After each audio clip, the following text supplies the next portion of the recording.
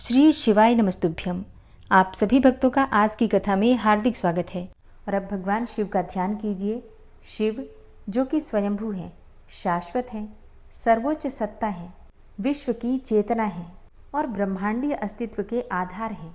भगवान भोलेनाथ के इसी स्वरूप का ध्यान कीजिए और अपने दोनों हाथ जोड़िए, आंखें बंद कीजिए और अनुभव कीजिए कि आपके ऊपर भगवान भोलेनाथ की कृपा बरस रही है। शिव पुराण में कुल 24,000 श्लोक हैं तथा इसमें क्रमशः 6 खंड हैं। विद्वेश्वर संहिता, रुद्र संहिता, कोटि रुद्र संहिता, उमा संहिता, कैलाश संहिता और वायु संहिता। और इन 6 खंडों में विभाजित शिव पुराण की कथा को आप पूरे सावन के महीने में सुनने वाले हैं, तो इस कथा को अंत तक जरूर सुनिएगा।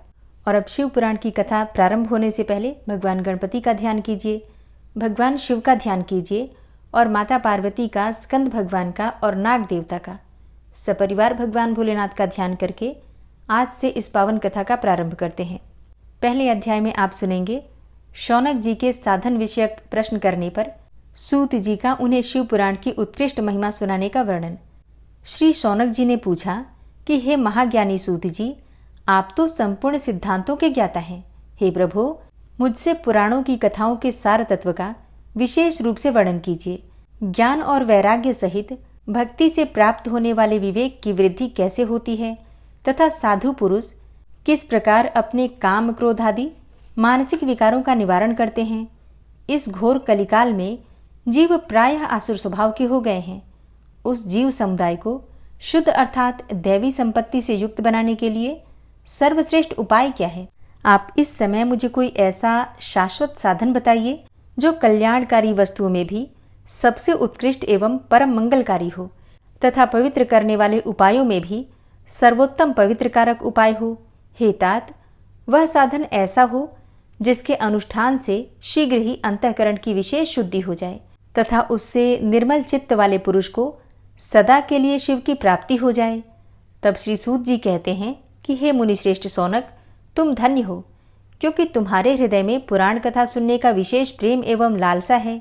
इसलिए मैं शुद्ध बुद्धि से विचार कर तुमसे परम उत्तम शास्त्र का वर्णन करता हूँ। हे वत्स, वह संपूर्ण शास्त्रों के सिद्धांत से संपन्न, भक्ति आदि को बढ़ाने वाला तथा भगवान शिव को संतुष्ट करने वाला है। कानों के लिए रसायन है और अमृत स्वरूप तथा दिव्य है। तुम उसे श्रवण करो। हे मुने, वह परम उत्तम शास्त्र है शिव पुराण, जिसका पूर्व काल में भगवान शिव ने ही प्रवचन किया था। यह काल रूपी सर्प से प्राप्त होने वाले महान त्रास का विनाश करने वाला उत्तम साधन है। गुरुदेव व्यास ने सनत कुमार मुनि का उपदेश पाकर बड़े आदर से संक्षेप में ही इस पुराण का प्रतिपादन किया है। इस पुराण के प्रणयन का उद्देश्य है कलयुग में उत्पन्न होने वाले मनुष्यों के परम हित का साधन। यह शिव पुराण परम उत्तम शास्त्र है। इसे इस भूतल पर भगवान शिव का वांग्मय स्वरूप समझना चाहिए और सब प्रकार से इसका सेवन करना चाहिए। इसका पठन और श्रवण सर्व साधन रूप है। इससे शिव भक्ति पाकर श्रेष्ठतम स्थिति में पहुंचा हुआ मनुष्य शीघ्र ही शिव पद को प्राप्त कर लेता है। इसलिए संपूर्ण यत्न करके मनुष्यों ने इस पुराण को पढ़ने की इच्छा की है अथवा इसके अध्ययन को अभिष्ट साधन माना है। इसी तरह इसका प्रेम पूर्वक श्रवण भी संपूर्ण मनोवांछित फलों को देने वाला है। भगवान शिव के इस पुराण को सुनने से मनुष्य सब पापों से मुक्त हो जाता है तथा इस जीवन में बड़े बड़े उत्कृष्ट भोगों का उपभोग करके अंत में शिवलोक को प्राप्त कर लेता है। यह शिव पुराण नामक ग्रंथ 24,000 श्लोकों से युक्त है। इसकी 7 संहिताएं हैं। मनुष्य को चाहिए कि वह भक्ति, ज्ञान और वैराग्य से संपन्न होकर बड़े आदर से इसका श्रवण करे। 7 संहिताओं से युक्त यह दिव्य शिव पुराण पर ब्रह्म परमात्मा के समान विराजमान है और सबसे उत्कृष्ट गति प्रदान करने वाला है। जो निरंतर अनुसंधान पूर्वक इस शिव पुराण को बाँचता है अथवा नित्य प्रेम पूर्वक इसका पाठ करता है, वह पुण्यात्मा है, इसमें कोई संशय ही नहीं है। जो उत्तम बुद्धि वाला पुरुष अंतकाल में भक्ति पूर्वक इस पुराण को सुनता है, उस पर अत्यंत प्रसन्न हुए भगवान महेश्वर उसे अपना पद अर्थात धाम प्रदान करते हैं। जो प्रतिदिन आदर पूर्वक इस शिव पुराण का पूजन करता है, वह इस संसार में संपूर्ण भोगों को भोग कर अंत में भगवान शिव के पद को प्राप्त कर लेता है। इसमें कोई संशय नहीं है। जो प्रतिदिन आलस्य रहित होकर रेशमी वस्त्र आदि के वेष्टन से इस शिवपुराण का सत्कार करता है, वह सदा सुखी होता है। यह शिव पुराण निर्मल तथा भगवान शिव का सर्वस्व है और जो इहलोक और परलोक में भी सुख चाहता हो उसे आदर के साथ प्रयत्न पूर्वक इसका सेवन करना चाहिए। सेवन अर्थात पाठ पढ़ना चाहिए या फिर सुनना चाहिए। यह निर्मल एवं उत्तम शिव पुराण धर्म, अर्थ, काम और मोक्ष रूप चारों पुरुषार्थों को देने वाला है। इसलिए सदा ही प्रेम पूर्वक इसका श्रवण एवं विशेष पाठ करना चाहिए। श्री शौनक जी कहते हैं कि हे महाभाग सूत जी, आप धन्य हैं, परमार्थ तत्व के ज्ञाता हैं। आपने कृपा करके हम लोगों को ये बड़ी ही अद्भुत एवं दिव्य कथा सुनाई है। भूतल पर इस कथा के समान कल्याण का सर्वश्रेष्ठ साधन दूसरा कोई नहीं है। ये बात आज हमने आपकी कृपा से निश्चयपूर्वक ही समझ ली। हे सूत जी, कलयुग में इस कथा के द्वारा कौन कौन से पापी शुद्ध होते हैं उन्हें भी कृपा करके बताइए और इस जगत को कृतार्थ कीजिए। सूत जी कहते हैं कि हे मुने, जो मनुष्य पापी, दुराचारी, खल तथा काम क्रोध आदि में निरंतर डूबे रहने वाले हैं वे भी इस पुराण के श्रवण और पठन से अवश्य ही शुद्ध हो जाते हैं। इस विषय में जानकार मुनि इस प्राचीन इतिहास का उदाहरण दिया करते हैं जिसके श्रवण मात्र से पापों का पूर्णतया नाश हो जाता है। पहले की बात है, कहीं किरातों के नगर में एक ब्राह्मण रहता था जो ज्ञान में अत्यंत दुर्बल, दरिद्र, रस बेचने वाला तथा वैदिक धर्म से विमुख था। वह स्नान, संध्या आदि कर्मों से भ्रष्ट हो गया था और वैश्यावृत्ति में तत्पर रहता था। उसका नाम था देवराज। वह अपने ऊपर विश्वास करने वाले लोगों को ठगा करता था। उसने ब्राह्मणों, क्षत्रियों, वैश्यों, शूद्रों तथा दूसरों को भी अनेक बहानों से मारकर उनका धन हड़प लिया था, परंतु उस पापी का थोड़ा सा भी धन कभी धर्म के काम में नहीं लगा था। वह वैश्यागामी तथा सब प्रकार के आचार से भ्रष्ट था। एक दिन घूमता घामता वह दैव योग से प्रतिष्ठानपुर अर्थात झूसी प्रयाग में जा पहुंचा। वहां उसने एक शिवालय देखा जहां बहुत से साधु महात्मा एकत्र हुए थे। देवराज उस शिवालय में जाकर ठहर गया, किंतु वहां उस ब्राह्मण को ज्वर आ गया। उस ज्वर से उसको बड़ी पीड़ा होने लगी। वहां एक ब्राह्मण देवता शिवपुराण की कथा सुना रहे थे। ज्वर में पड़ा हुआ देवराज ब्राह्मण के मुखारविंद से निकली हुई उस शिव कथा को निरंतर ही सुनता रहा। 1 मास के बाद वह ज्वर से अत्यंत पीड़ित होकर चल बसा। अब यमराज के दूत आए और उसे पाशों से बांधकर बलपूर्वक यमपुरी में ले गए। इतने में ही शिवलोक से भगवान शिव के पार्षदगण भी आ गए। उनके गौर अंग कर्पूर के समान उज्जवल थे, हाथ त्रिशूल से सुशोभित हो रहे थे। उनके संपूर्ण अंग भस्म से उद्भासित हो रहे थे और रुद्राक्ष की मालाएं उनके शरीर की शोभा बढ़ा रही थी।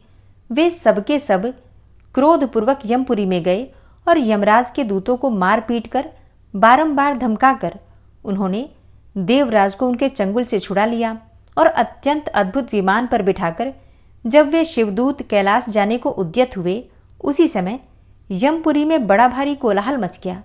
उस कोलाहल को सुनकर धर्मराज अपने भवन से बाहर निकले। साक्षात दूसरे रुद्रों के समान प्रतीत होने वाले उन 4 दूतों को देखकर धर्मज्ञ धर्मराज ने उनका विधिपूर्वक पूजन किया और ज्ञान दृष्टि से देखकर सारा वृतांत जान लिया।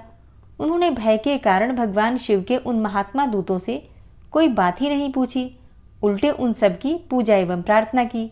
तत्पश्चात वे शिवदूत कैलाश को चले गए और वहां पहुंचकर उन्होंने उस ब्राह्मण को दया सागर शाम सदाशिव के हाथों में दे दिया।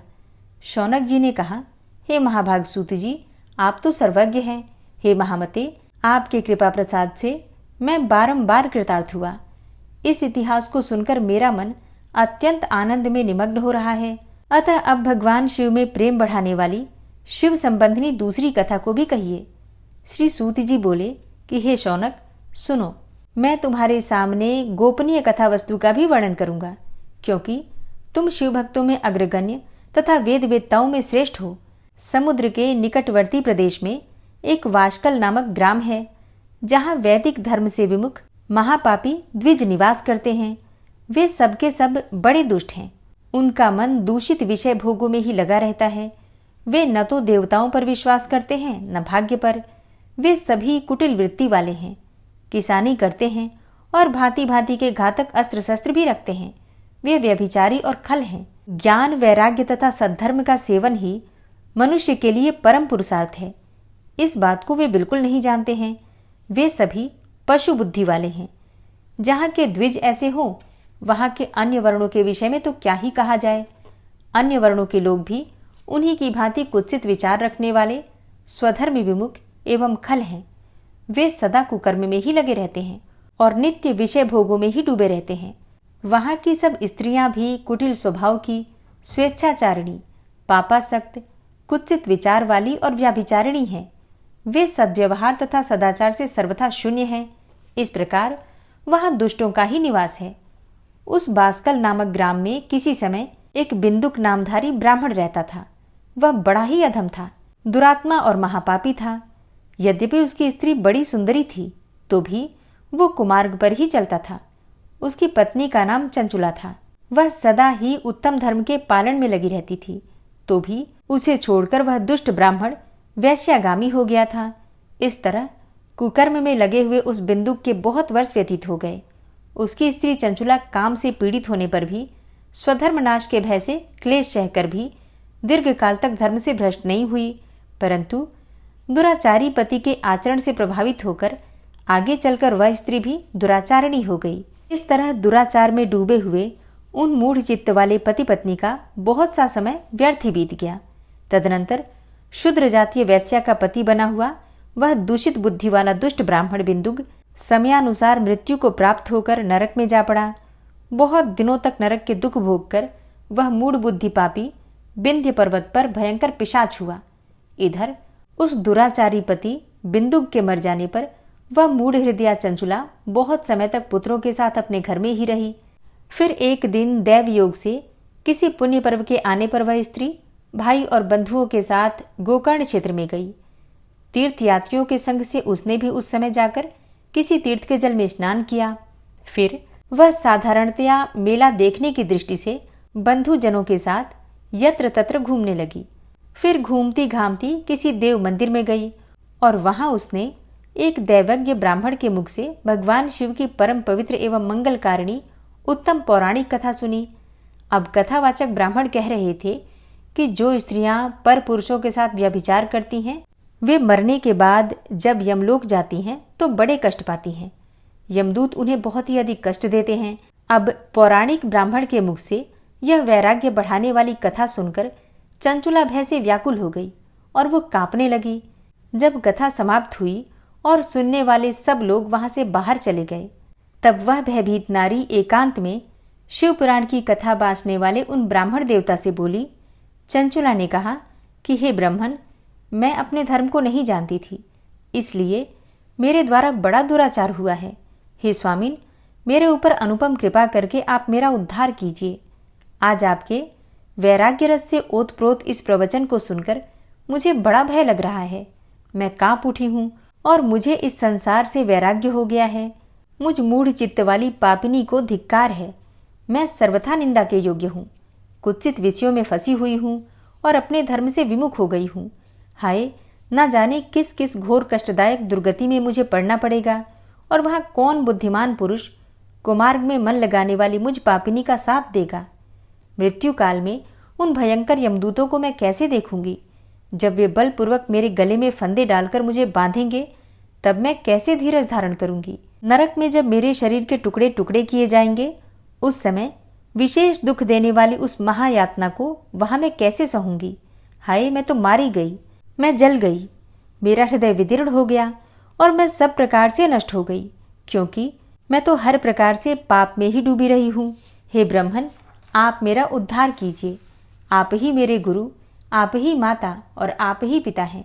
आपकी शरण में आई हुई मुझ दीन अबला का आप ही उद्धार कीजिए, उद्धार कीजिए। सूत जी कहते हैं कि हे शौनक, इस प्रकार खेद और वैराग्य से युक्त हुई चंचुला ब्राह्मण देवता के दोनों चरणों में गिर पड़ी। तब उन बुद्धिमान ब्राह्मण ने कृपापूर्वक उसे उठाया और इस प्रकार कहा।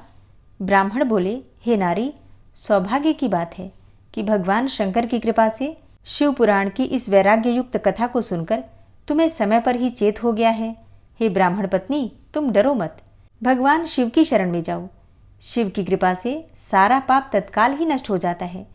मैं तुमसे भगवान शिव की कीर्ति कथा से युक्त उस परम वस्तु का वर्णन करूंगा, जिससे तुम्हें सदा ही सुख देने वाली उत्तम गति प्राप्त होगी। शिव की उत्तम कथा सुनने से ही तुम्हारी बुद्धि इस तरह से पश्चाताप से युक्त एवं शुद्ध हो गई है, साथ ही तुम्हारे मन में विषयों के प्रति वैराग्य हो गया है। पश्चाताप ही पाप करने वाले पापियों के लिए सबसे बड़ा प्रायश्चित है। सत्पुरुषों ने सबके लिए पश्चाताप को ही समस्त पापों का शोधक बताया है। पश्चाताप से ही पापों की शुद्धि होती है।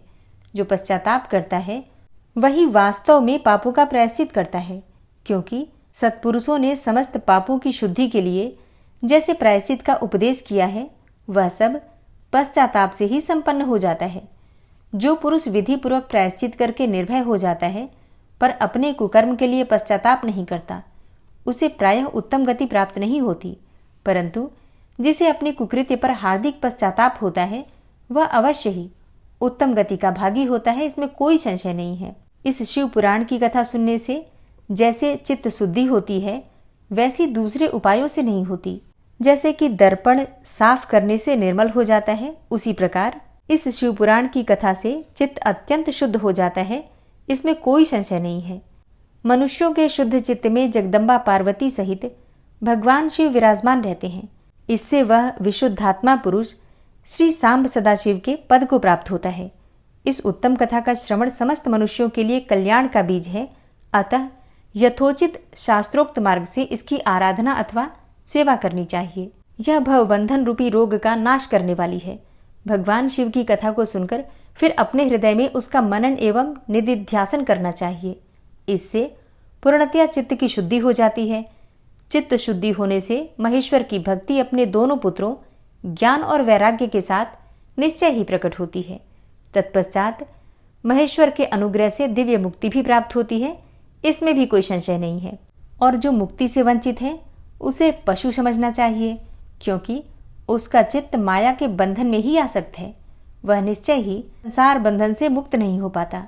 हे ब्राह्मण पत्नी, इसलिए तुम विषयों से मन को हटा लो और भक्तिभाव से भगवान शंकर की इस परम पावन कथा को सुनो। परमात्मा शंकर की इस कथा को सुनने मात्र से तुम्हारे चित्त की शुद्धि होगी और इससे तुम्हें मोक्ष की प्राप्ति हो जाएगी। जो निर्मल चित्त से भगवान शिव के चरणारविंदों का चिंतन करता है, उसकी एक ही जन्म में मुक्ति हो जाती है। ये मैं तुमसे सत्य सत्य कहता हूँ। सूत जी कहते हैं कि हे शौनक, इतना कहकर वे श्रेष्ठ शिवभक्त ब्राह्मण चुप हो गए। उनका हृदय करुणा से आर्द्र हो गया। वे शुद्ध चित्त महात्मा भगवान शिव के ध्यान में मग्न हो गए। तदनंतर बिंदुक की पत्नी चंचुला मन ही मन प्रसन्न हो उठी। ब्राह्मण का उक्त उपदेश सुनकर उसके नेत्रों में आनंद के आंसू छलक आए थे। वह ब्राह्मण पत्नी चंचुला हर्ष भरे हृदय से उन श्रेष्ठ ब्राह्मण के दोनों चरणों में गिर पड़ी और हाथ जोड़कर बोली कि मैं कृतार्थ हो गई। तत्पश्चात उठकर वैराग्य युक्त उत्तम बुद्धि वाली वह स्त्री जो अपने पापों के कारण आतंकित थी, उन महान शिवभक्त ब्राह्मण से हाथ जोड़कर गदगद वाणी में बोली। चंचुला ने कहा कि हे ब्राह्मण, शिव भक्तों में श्रेष्ठ, हे स्वामीन, आप तो धन्य हैं, परमार्थदर्शी हैं और सदा परोपकार में ही लगे रहते हैं और इसीलिए आप श्रेष्ठ साधु पुरुषों में प्रशंसा के योग्य हैं। हे साधु, मैं नरक के समुद्र में गिर रही हूँ, आप मेरा उद्धार कीजिए, उद्धार कीजिए। पौराणिक अर्थ तत्व से संपन्न जिस सुंदर शिवपुराण की कथा को सुनकर मेरे मन में संपूर्ण विषयों से वैराग्य उत्पन्न हो गया, उसी इस शिव पुराण को सुनने के लिए इस समय मेरे मन में बड़ी श्रद्धा हो रही है। सूत जी कहते हैं कि ऐसा कहकर हाथ जोड़कर उनका अनुग्रह पाकर चंचुला उस शिवपुराण की कथा को सुनने की इच्छा से उन ब्राह्मण देवता की सेवा में तत्पर होकर वहां रहने लगी। तदनंतर शिव भक्तों में श्रेष्ठ और शुद्ध बुद्धि वाले उन ब्राह्मण देव ने उसी स्थान पर उस स्त्री को शिव पुराण की उत्तम कथा सुनाई। इस प्रकार उस गोकर्ण नामक महाक्षेत्र में उन्हीं श्रेष्ठ ब्राह्मण से उसने शिवपुराण की वह परम उत्तम कथा सुनी, जो भक्ति, ज्ञान और वैराग्य को बढ़ाने वाली तथा मुक्ति देने वाली है। उस परम उत्तम कथा को सुनकर वह ब्राह्मण पत्नी अत्यंत कृतार्थ हो गई। उसका चित्त शीघ्र ही शुद्ध हो गया। फिर भगवान शिव के अनुग्रह से उसके हृदय में शिव के सगुण रूप का चिंतन होने लगा।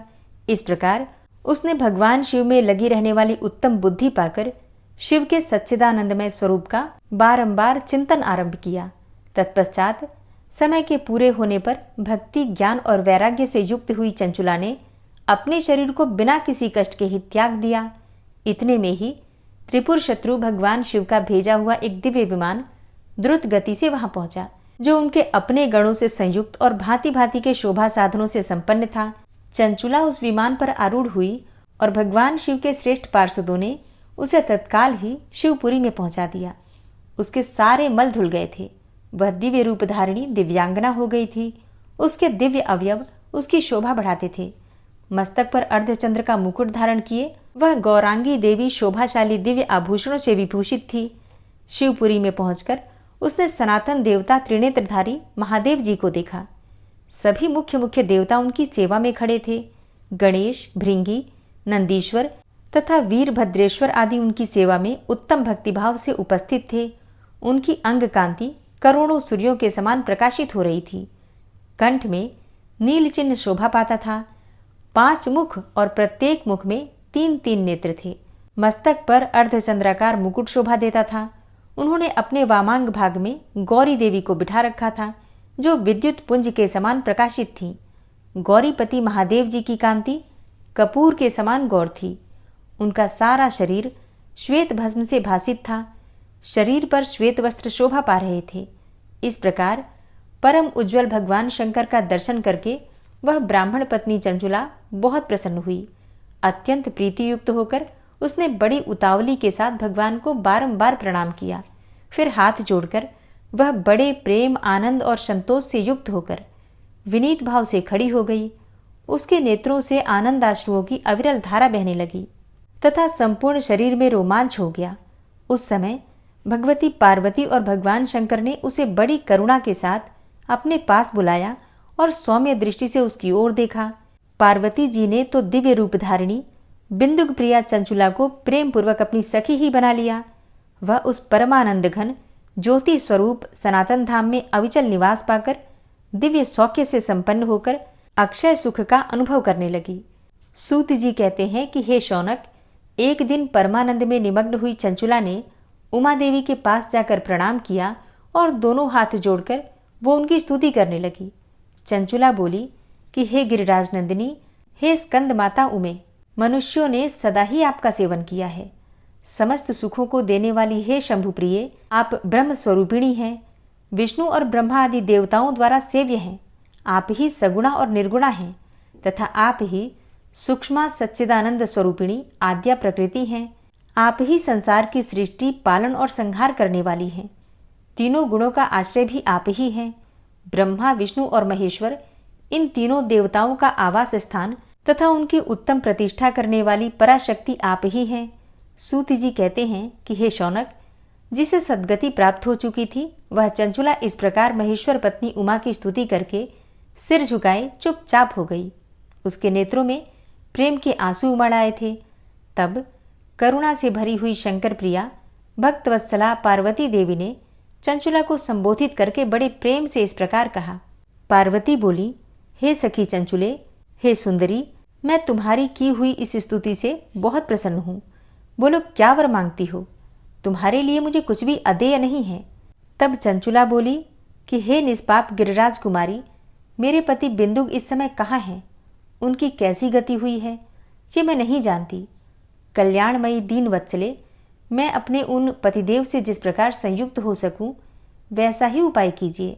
हे महेश्वरी, हे महादेवी, मेरे पति एक क्षुद्र जातीय वैश्या के प्रति आसक्त थे और पाप में ही डूबे रहते थे।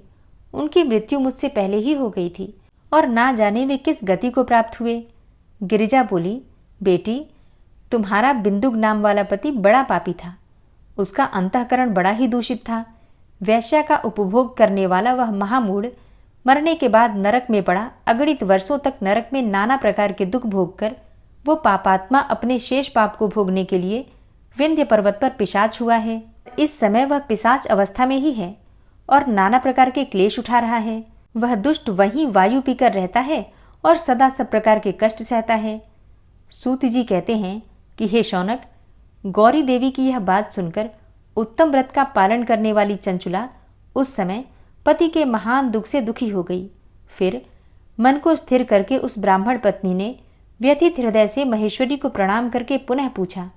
चंचुला बोली, हे महेश्वरी, हे महादेवी, मुझ पर कृपा कीजिए और दूषित कर्म करने वाले मेरे उस दुष्ट पति का अब उद्धार कर दीजिए।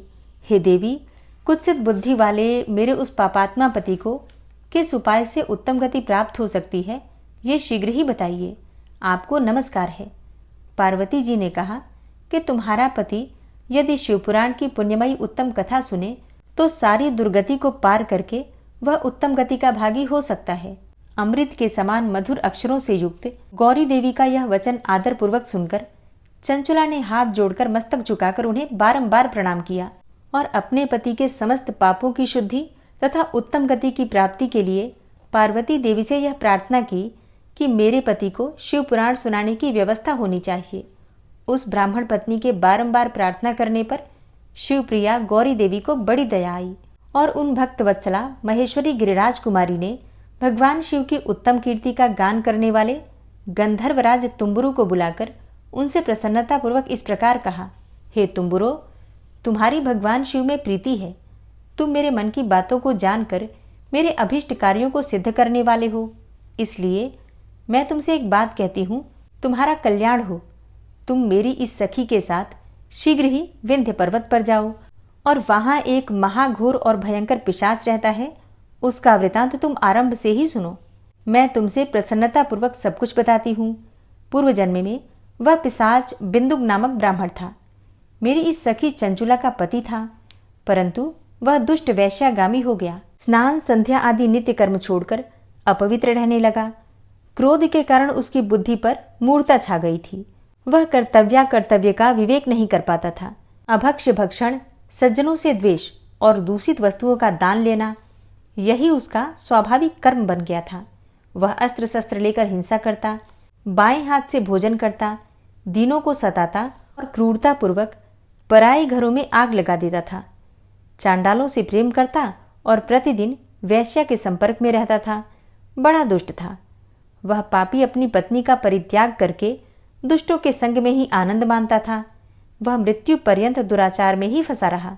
फिर अंतकाल आने पर उसकी मृत्यु हो गई। वह पापियों के भोग स्थान घोर यमपुर में गया और वहां बहुत से नरकों का उपभोग करके वह दुष्टात्मा जीव इस समय विंध्य पर्वत पर पिशाच बना हुआ है। वही वह दुष्ट पिशाच अपने पापों का फल भोग रहा है। तुम उसके आगे प्रयत्नपूर्वक शिव पुराण की उस दिव्य कथा का प्रवचन करो जो परम पुण्यमयी तथा समस्त पापों का नाश करने वाली है। शिव पुराण की कथा का श्रवण सबसे उत्कृष्ट पुण्य कर्म है। उससे उसका हृदय शीघ्र ही समस्त पापों से शुद्ध हो जाएगा और वह प्रेत योनि का परित्याग कर देगा और उस दुर्गति से मुक्त होने पर बिंदुक नामक पिशाच को मेरी आज्ञा से विमान पर बिठाकर तुम भगवान शिव के समीप ले आओ। सूत जी कहते हैं कि हे शौनक, महेश्वरी उमा के इस प्रकार आदेश देने पर गंधर्वराज तुम्बुरु मन ही मन बड़े प्रसन्न हुए। उन्होंने अपने भाग्य की सराहना की। तत्पश्चात उस पिशाच की सती साध्वी पत्नी चंचुला के साथ विमान पर बैठकर नारद के प्रिय मित्र तुम्बुरु वेगपूर्वक विंध्याचल पर्वत पर गए, जहां वो पिशाच रहता था। वहां उन्होंने उस पिशाच को देखा। उसका शरीर विशाल था, ठोड़ी बहुत बड़ी थी। वह कभी हंसता, कभी रोता और कभी उछलता था। उसकी आकृति बड़ी विकराल थी। भगवान शिव की उत्तम कीर्ति का गान करने वाले महाबली तुम्बुरु ने उस अत्यंत भयंकर पिशाच को पाशों द्वारा बांध लिया। तदनंतर तुम्बुरु ने शिवपुराण की कथा बांचने का निश्चय करके महोत्सव युक्त स्थान और मंडप आदि की रचना की। इतने में ही संपूर्ण लोकों में बड़े वेग से यह प्रचार हो गया कि देवी पार्वती की आज्ञा से एक पिशाच का उद्धार करने के उद्देश्य से शिवपुराण की उत्तम कथा सुनाने के लिए तुम्बुरु विंध्य पर्वत पर गए हैं। फिर तो उस कथा को सुनने के लोभ से बहुत से देवर्षि भी शीघ्र ही वहां आ पहुंचे। आदर पूर्वक शिवपुराण सुनने के लिए आए हुए लोगों का उस पर्वत पर बड़ा अद्भुत और कल्याणकारी समाज जुट गया। फिर तुम्बुरु ने उस पिशाच को पासों से बांधकर आसन पर बिठाया और हाथ में वीणा लेकर गौरीपति की कथा का गान आरंभ किया। पहली अर्थात विद्वेश्वर संहिता से लेकर 7वीं वायु संहिता तक महात्म्य सहित शिवपुराण की कथा का उन्होंने स्पष्ट रूप से वर्णन किया। 7 संहिताओं सहित शिवपुराण का आदरपूर्वक श्रवण करके वे सभी श्रोता पूर्णतः कृतार्थ हो गए। उस परम पुण्यमय शिवपुराण को सुनकर उस पिशाच ने अपने सारे पापों को धोकर उस पैशाचिक शरीर को त्याग दिया। फिर तो शीघ्र ही उसका रूप दिव्य हो गया। अंग कांति गौर वर्ण की हो गई और शरीर पर श्वेत वस्त्र तथा समस्त प्रकार के पुरुषोचित आभूषण उसके अंगों को उद्भासित करने लगे। वह त्रिनेत्रधारी चंद्रशेखर रूप हो गया। इस प्रकार दिव्य देहधारी होकर श्रीमान बिंदुक अपनी प्राण वल्लभा चंचुला के साथ स्वयं भी पार्वती वल्लभ भगवान शिव का गुणगान करने लगा। उसकी स्त्री को इस प्रकार दिव्य रूप से सुशोभित देखकर वे सभी देवर्षि बड़े विस्मित हुए। उनका चित्त परमानंद से परिपूर्ण हो गया। भगवान महेश्वर का वह अद्भुत चरित्र सुनकर वे सभी श्रोता परम कृतार्थ होकर प्रेम पूर्वक श्री शिव का यशोगान करते हुए अपने अपने धाम को चले गए। दिव्य रूपधारी श्रीमान बिंदुक भी सुंदर विमान पर अपनी प्रियतमा के पास बैठकर सुखपूर्वक आकाश में स्थित होकर बड़ी शोभा पाने लगा। तदनंतर महेश्वर के सुंदर एवं मनोहर गुणों का गान करता हुआ वह अपनी प्रियतमा तथा तुमरू के साथ शीघ्र ही शिवधाम में जा पहुंचा। वहां भगवान महेश्वर तथा पार्वती देवी ने प्रसन्नतापूर्वक बिंदुक का बड़ा सत्कार किया और उसे अपना पार्षद बना लिया। उसकी पत्नी चंचुला पार्वती जी की सखी हो गई। उस घनीभूत ज्योति स्वरूप परमानंदमय सनातन धाम में अविचल निवास पाकर वे दोनों दंपत्ति परम सुखी हो गए। श्री शौनक जी कहते हैं, हे महाप्राज्ञ व्यास शिष्य सूत जी, आपको नमस्कार है। आप धन्य हैं, शिव भक्तों में श्रेष्ठ हैं। आपके महान गुण वर्णन करने योग्य है। अब आप कल्याण में शिवपुराण के श्रवण की विधि भी बतलाइए, जिससे कि सभी श्रोताओं को संपूर्ण उत्तम फल की प्राप्ति हो सके। सूत जी कहते हैं कि हे मुने शौनक, अब मैं तुम्हें संपूर्ण फल की प्राप्ति के लिए शिवपुराण के श्रवण की विधि बता रहा हूं। तुम ध्यानपूर्वक सुनो। पहले किसी ज्योतिषी को बुलाकर दान मान से संतुष्ट करके अपने सहयोगी लोगों के साथ बैठकर बिना किसी विघ्न बाधा के कथा की समाप्ति होने के उद्देश्य से शुद्ध मुहूर्त का अनुसंधान करवाएं और प्रयत्न पूर्वक देश देश में स्थान स्थान पर यह संदेश भेजें कि हमारे यहाँ शिवपुराण की कथा होने वाली है और अपने कल्याण की इच्छा रखने वाले लोगों को उसे सुनने के लिए अवश्य पधारना चाहिए। कुछ लोग भगवान श्रीहरि की कथा से बहुत दूर पड़ गए हैं और कितने ही स्त्री शूद्र आदि भगवान शंकर के कथा कीर्तन से वंचित रहते हैं। उन सबको भी सूचना हो जाए, ऐसा प्रबंध करना चाहिए। देश देश में जो भगवान शिव के भक्त हों तथा शिव कथा के कीर्तन और श्रवण के लिए उत्सुक हों, उन सबको आदर पूर्वक बुलवाना चाहिए और आए हुए लोगों का सब प्रकार से आदर सत्कार करना चाहिए। शिव मंदिर में, तीर्थ में, वन प्रांत में अथवा घर में शिव पुराण की कथा सुनने के लिए उत्तम स्थान का निर्माण करवाना चाहिए। केले के खंभों से सुशोभित एक ऊंचा कथा मंडप तैयार करवाएं। उसे सब ओर फल पुष्प आदि से तथा सुंदर चंदोवे से अलंकृत करें और चारों ओर ध्वजा पताका लगाकर तरह तरह के सामानों से सजाकर सुंदर शोभा संपन्न बना दें। भगवान शिव के प्रति सब प्रकार से उत्तम भक्ति करनी चाहिए, क्योंकि वही सब तरह से आनंद का विधान करने वाली है। परमात्मा भगवान शंकर के लिए दिव्य आसन का निर्माण करवाना चाहिए तथा कथावाचक के लिए भी ऐसा ही एक दिव्य आसन बनाना चाहिए जो कि उनके लिए सुखद हो सके। हे मुने, नियम पूर्वक कथा सुनने वाले श्रोताओं के लिए भी यथा योग्य सुंदर स्थानों की व्यवस्था करनी चाहिए। अन्य लोगों के लिए साधारण स्थान ही रखना चाहिए। जिसके मुख से निकली हुई वाणी देहधारियों के लिए कामधेनु के समान अभीष्ट फल देने वाली होती है, उस पुराण वेत्ता विद्वान वक्ता के प्रति तुच्छ बुद्धि कभी नहीं करनी चाहिए। संसार में जन्म तथा गुणों के कारण बहुत से गुरु होते हैं, परंतु उन सब में पुराणों का ज्ञाता विद्वान ही परम गुरु माना गया है। पुराण वेत्ता पवित्र, दक्ष, शांत, ईर्ष्या पर विजय पाने वाला, साधु और दयालु होना चाहिए। ऐसा प्रवचन कुशल विद्वान इस पुण्यमयी कथा को कहे। सूर्योदय से आरंभ करके 3:30 पहर तक उत्तम बुद्धि वाले विद्वान पुरुष को शिव पुराण की कथा सम्यक रीति से बांचनी चाहिए। मध्याह्न काल में 2 घड़ी तक कथा बंद रखनी चाहिए, जिससे कि कथा कीर्तन से अवकाश पाकर लोग मलमूत्र का त्याग कर सकें। कथा प्रारंभ करने के दिन से 1 दिन पहले व्रत ग्रहण करने के लिए वक्ता को छौर करा लेना चाहिए और जिन दिनों कथा हो रही हो उन दिनों प्रयत्नपूर्वक प्रातःकाल का सारा नित्यकर्म संक्षेप से ही कर लेना चाहिए। वक्ता के पास उसकी सहायता के लिए एक दूसरा वैसा ही विद्वान स्थापित करना चाहिए। वह भी सब प्रकार के संशयों को निवृत्त करने में समर्थ और लोगों को समझाने में कुशल हो।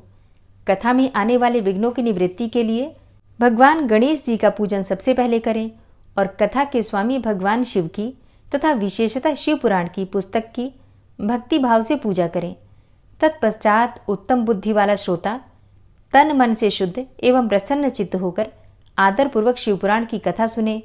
जो वक्ता और श्रोता अनेकों प्रकार के कर्मों में भटक रहे हों, काम आदि 6 विकारों से युक्त हों, स्त्री में आसक्ति रखते हों और पाखंडपूर्ण बातें कहते हों, वे पुण्य के भागी नहीं होते।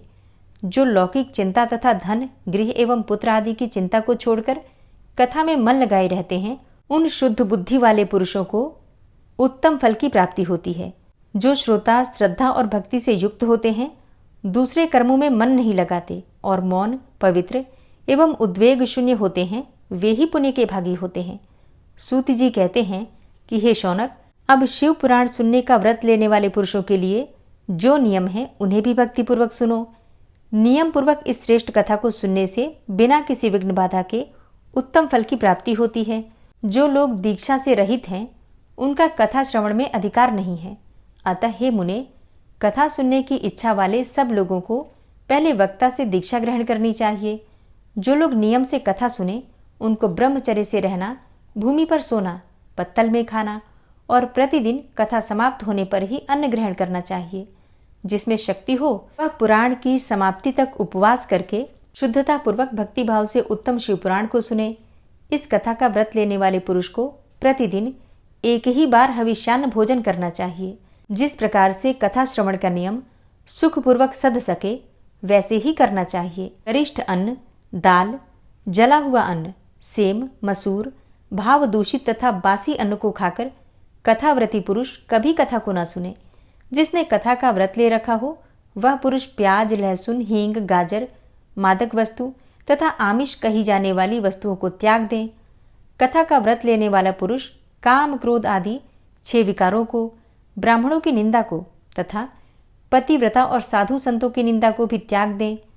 कथाव्रती पुरुष प्रतिदिन सत्य, शौच, दया, मौन, सरलता, विनय तथा हार्दिक उदारता, इन सद्गुणों को सदा ही अपनाए रहें। श्रोता निष्काम हो या सकाम, वह नियम पूर्वक कथा सुने।